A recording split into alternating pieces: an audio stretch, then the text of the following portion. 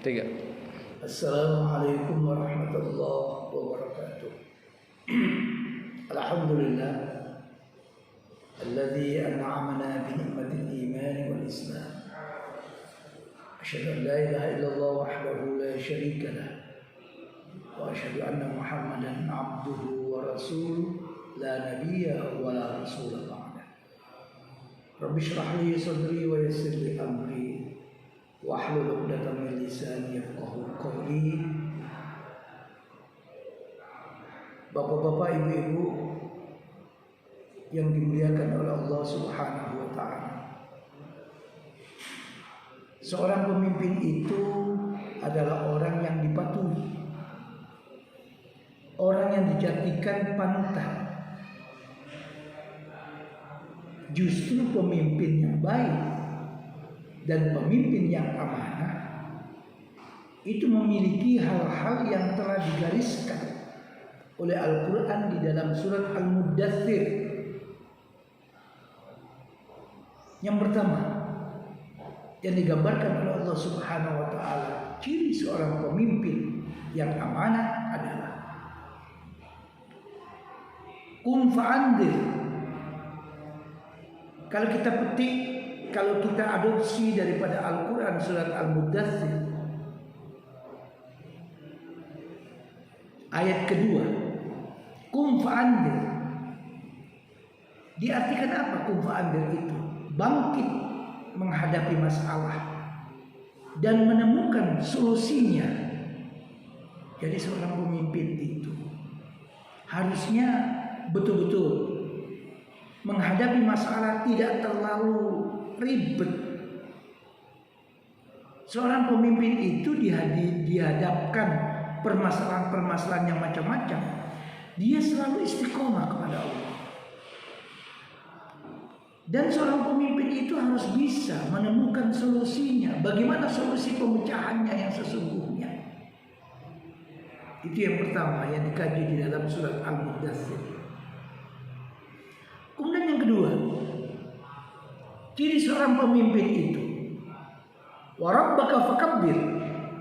Wa rabbaka fakabbir itu diartikan membekali diri dengan akidah yang mantap. Jadi seorang pemimpin itu mempunyai akidah yang luar biasa. Bagaimana seorang pemimpin itu memiliki akidah yang kuat?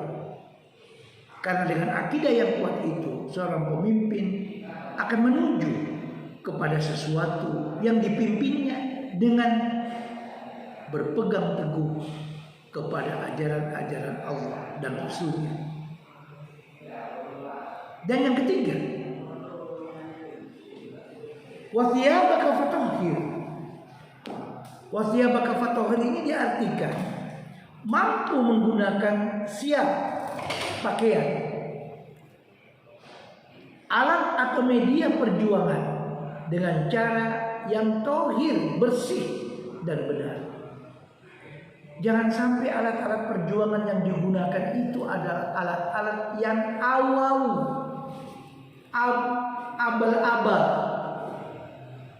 Jadi seharusnya seorang pemimpin itu di dalam menggunakan segala sesuatu di dalam kepemimpinannya harus dengan yang baik, berkata juga dengan yang baik, berjanji dengan janji yang ditepati. Itu adalah merupakan salah satu ciri seorang pemimpin yang diamanati oleh Allah kepadanya, harus dijalankan dengan sebaik-baiknya. Yang keempat, warujuz zafajur. Warujuz zafajur itu berintegritas yang tinggi, mempunyai integritas yang tinggi, senantiasa mengisolir diri dari sikap dan perilaku yang tercela. Jadi seorang pemimpin itu betul-betul harus jauh dari celaan-celaan yang tidak disukai oleh masyarakat. Seorang pemimpin itu harus tidak mempunyai celah sama sekali, bersih, dan dia terisolir dengan hal-hal yang tidak karu-karuan, yang tidak dikehendaki oleh masyarakat. Jadi seorang pemimpin itu yang dikatakan oleh Al-Quran surat Al-Mudaththir yang keempat itu warujza fahjur, itu artinya berintegritas yang tinggi, senantiasa mengisolir diri dari sikap dan perilaku tercela. Jangan sampai seorang pemimpin itu mengikuti hal-hal yang tidak baik. Jangan sampai seorang pemimpin itu menjadi provokator. Jangan sampai seorang pemimpin itu tidak disenangi oleh masyarakat. Kalau kita sudah memilih pemimpin, sudah menjadi takdir daripada pemimpin seperti itu yang jelek, ya untuk berikutnya kita harus hati-hati. Kemudian yang kelima, wala tamnun tastaksir, wala tamnun tastakfir.